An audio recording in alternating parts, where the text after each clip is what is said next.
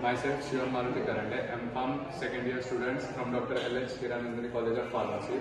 Today I am going to discuss on tablet compression machine, its working and SOPs. The machine includes the panel which consists of speed regulator, an emergency button and the start and stop regulator. It consists of two main switches. One is attached to switch board and we have to switch on the main switch, and the switch is on the left side of the machine. Then we have to start the machine. You have to press and rotate the emergency button.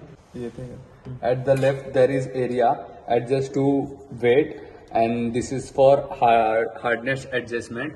If we rotate this on this side, then hardness will increases. If we rotate this on this side, then hardness will decreases. And here is weight adjuster.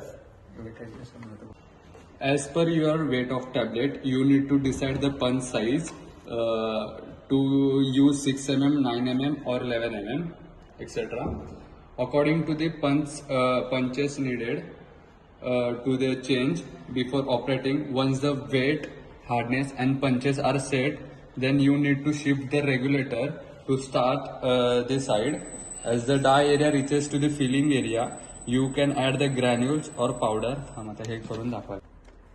As the die area reaches the filling area, you can add the granules or powder and punch the tablet. After punching, you need to ensure that you verify the weight of tablet and hardness. If it is not as per the objective, you can definitely again set the hardness and weight of the tablet. After punching, you need to ensure that you verify the weight of the tablet and hardness. If it's not per the objective, you can definitely again set the hardness and weight of the tablet. Preventive measure, what we supposed to take. After every usage, you need to clean all the area of tablet compression machine with the brushes.